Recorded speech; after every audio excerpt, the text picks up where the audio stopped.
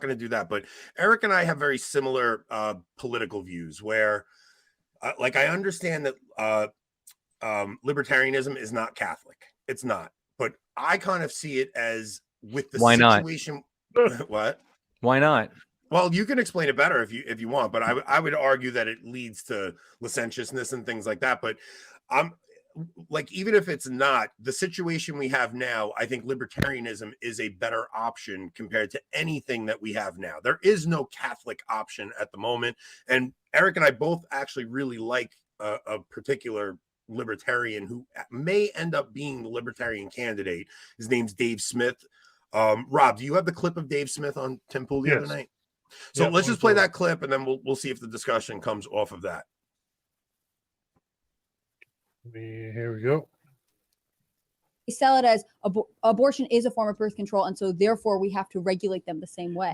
Well, there's something interesting. However you feel about abortion, like whether you're pro-life or pro-choice or whatever, somewhere in between, there's something interesting about it. Abortion in a lot of ways kind of underwrites the entire cultural order that modern day liberalism is built off of. Even anything like the idea of like there's no difference between the sexes, or like hookup culture, kind of like any of this like rejection of traditional religious and cultural values, all doesn't work if you don't have access to abortion. Because as soon as you don't have access to abortion, it becomes very clear where men and women are different. It becomes very clear what the risks of promiscuity is. Like there's just no like separating yourself from it. And it kind of is this force that pushes you back toward more of a traditional lifestyle. If you getting drunk and having sex with some random person can result in you having to carry this baby to term,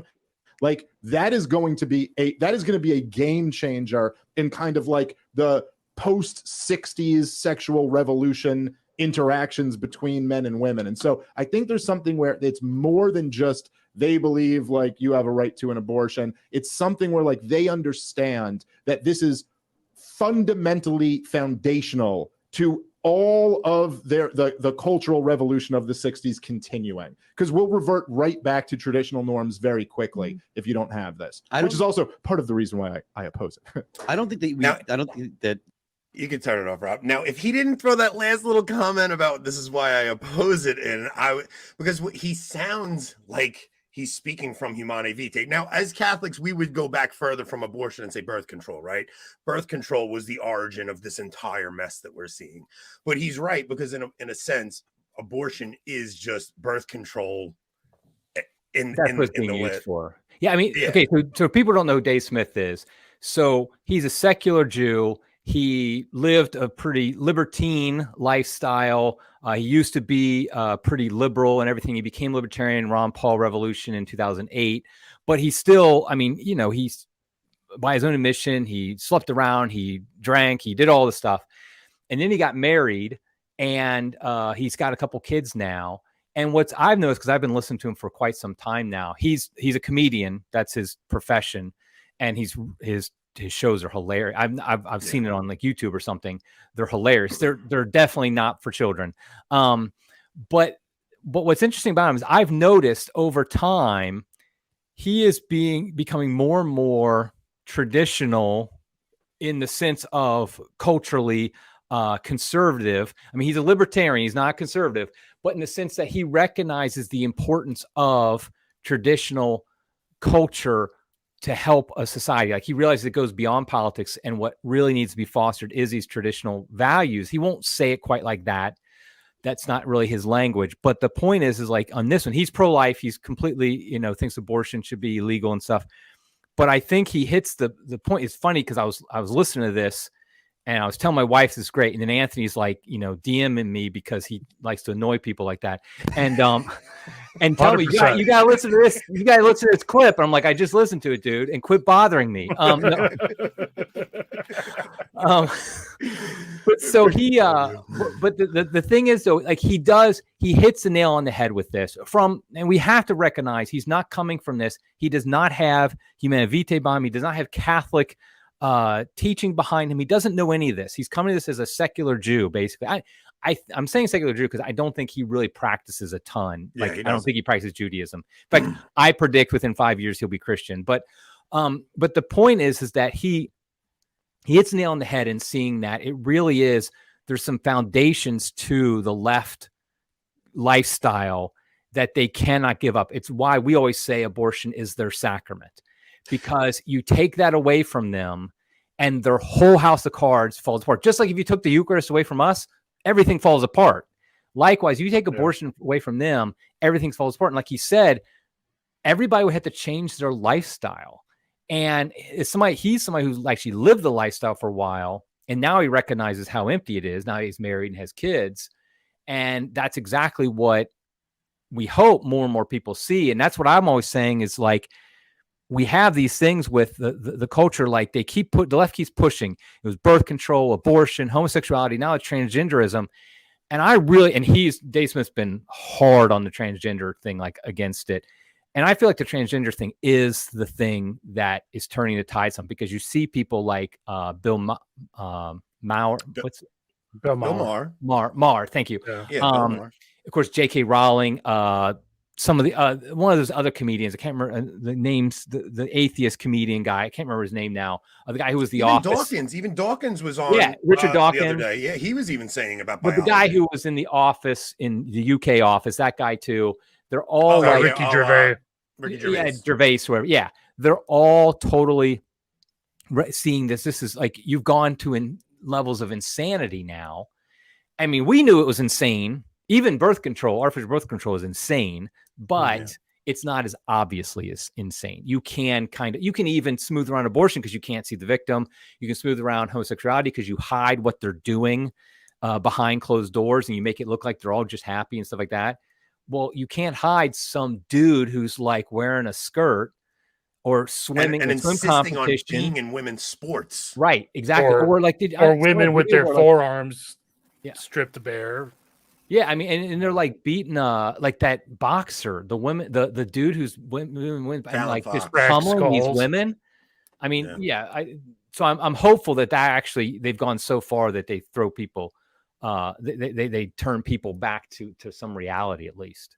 So when Dave was on with Rogan a couple months back, he actually was recognizing that human beings have this innate desire to worship.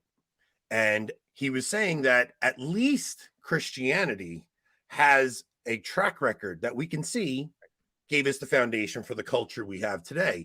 Now, when you start taking that away, his thesis is, look at this new thing coming up. He sees it as a religion, and he sees it as, he sees it from a Christian lens, it seems like, right? Like it's like, okay, so people that see, people have this religious intuition, things like that, but they're not recognizing is when you take Christianity away, you're seeing the rise of demons again.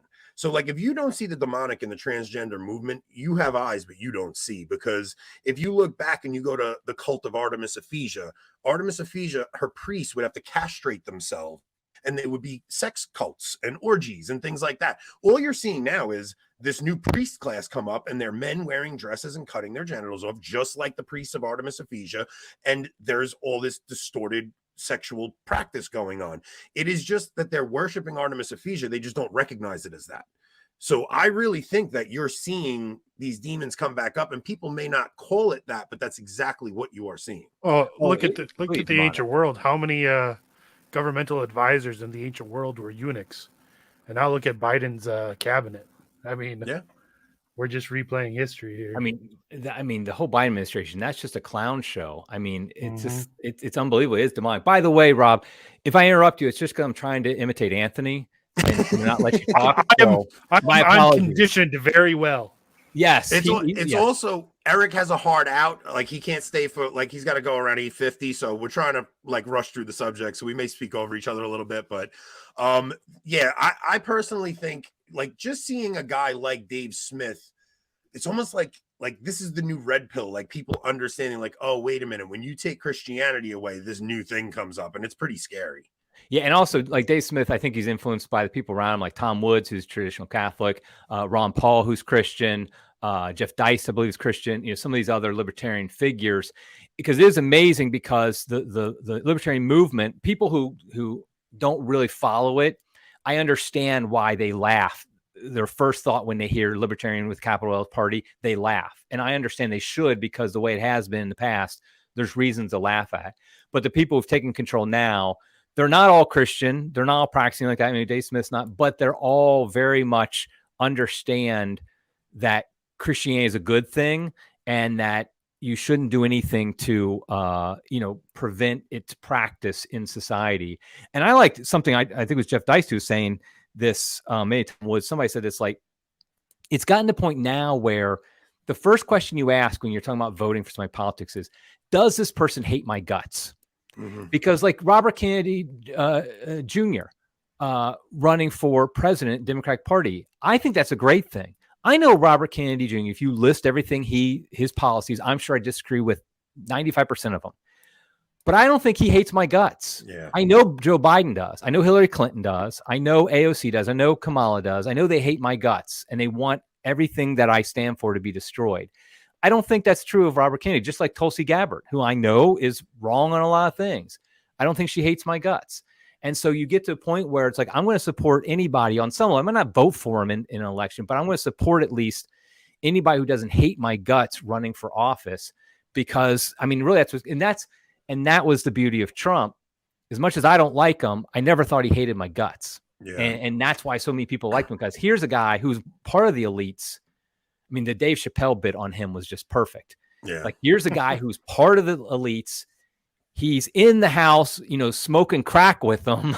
And he comes out and he says, guess what we're doing in there? I'm going to tell you. And it's like, so all of a sudden it's like, okay, this guy isn't like Hillary, isn't like, Obama and the rest of them. He doesn't hate my guts. And so I'm going to support him. Do you see an issue? Like, when I look at a country like Hungary, and I see that they're trying to, keep their Christian heritage, and they're trying to have some like rational rules and laws that they're putting into place. They don't want mass immigration coming across their borders. And then I see the pressure that the UN is putting on them. And I see the international community coming around them and attacking them and hitting them with the racist card and, all the usual bigotry nonsense and xenophobia, not all the usual things that they're hitting them with. Do you think there's any scenario where the powers that be would allow a national divorce to be a peaceful thing where we say, okay, let's go our separate ways? I don't know how that could work. Yeah, it's my hope and prayer, but I'm not stupid. I mean, I'm realistic that it's going to be very difficult. I think the only way a national divorce happens, and I do think it should happen, I think the only way it happens is if the left decide, a state that's part of a blue state decides to leave. Because the right isn't going to do everything we can to keep them part of it. If California wants to go, then it's like, okay, they, would anybody care? I mean, if California left, I wouldn't. No, I mean, it'd be great. And so, whereas if Texas wanted to go, the left, because they're so power hungry, they would do everything you can. So the idea, I think the only way it happens is Oregon or Washington or California, something like that, decides to break away. Now, why they would break away if the powers that be in Washington are left is I don't know why. But I mean, ultimately, I hope for a peaceful one. But I just don't see how it doesn't happen one way or the other. Because if you get Trump, we're too different. I think if you get Trump winning, that would be the scenario, because you saw they were playing out those I just don't think that's going to happen. I know. They're not. But if you saw how they were playing out those, better way to put it is the way Rob just said. They're not going to let that happen. It's probably a better way to put that. Yeah, you saw that they were saying if Trump had won the last election, California was planning on breaking away and things like that. And it's like that would be the only scenario where that happens. But at the same time, I mean, now I do think there'd be too many stupid conservatives who'd be like, no, United States of America is ordained by God. We can't let them go. And I'd be like, no, don't let the door hit you on the butt on the way out is what I would say to California. There's a lot of Protestants who think there's a very like Protestant mindset where they confuse politics with their Christianity. And I know Protestants who actually will like go through the book of Revelation and try to associate America with the eagle and like in Revelation, like they really think like we're the center of the universe. It's very strange. And they really do think America was ordained by God.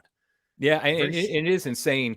And that's the thing is like, that's a conservative conceit. I mean, every single empire rises and it falls. America is going to be no different. At some point, it's going to fall. So what I'm hoping is for a soft landing. I mean, that's ultimately because all the things you've seen in history of how empires, and yes, America is an empire, how you see empires rise and then you see them fall. We're following the script perfectly. And so the question just is, how is that landing? What's that landing going to look like? It could turn into a tyranny, a really bad situation. Or that's why I'm hoping it would be a softer landing where we have a breakup. Now I know people immediately will, but China or but Russia, and I'm just not convinced that China is the threat that people think they are. I mean, I think their government's evil. I think what they do to their citizens is evil. I'm not like a fan of China, but the fact is China has not shown the ability or the desire for expansion like America has, frankly. And so it's like, I just don't think that's, and I think there's so many different ways. It's like, you look at Switzerland, it's a landlocked country, small, doesn't have a lot, natural defense, something like that. Yet it can remain, nobody's overtaking it. And so it's like, if you have treaties and everything within the American states that are broken up now, you still can have that protection, because one thing people don't realize is we do have two major oceans on each side of us. Yeah. And that is a major defense. And the countries on north and south of us are not powerful. Yeah. And so it's like sorry, Kennedy, but,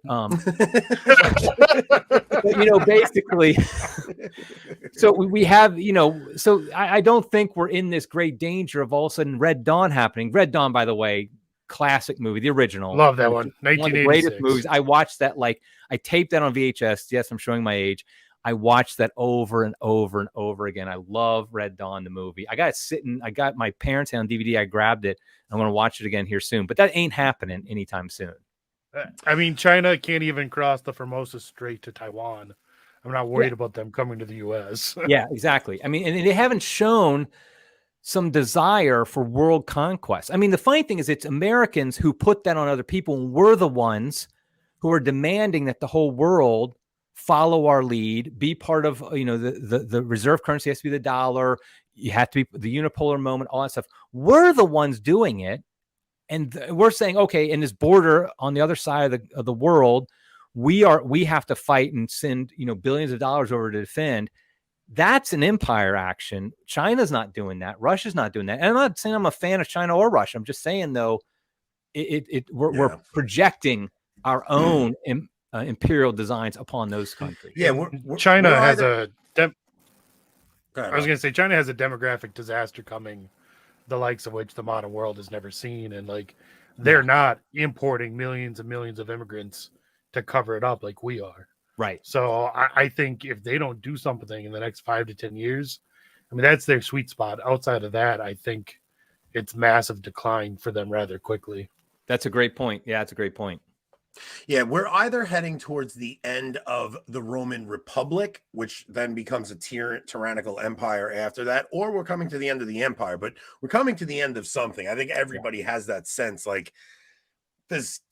we're already a bifurcated culture, right? Like there's no way that we'll ever be able to build something where we have cohesion with people who are okay with cutting genitals off of children and castrating children. Like there's no way to build any kind of unified anything. Like we don't even have agreement on water cooler talk anymore. Like it used to be where there was only 3 or 4 networks. Everybody watched Seinfeld. You come into work and talk about Seinfeld. You don't even have pop culture to unite us anymore.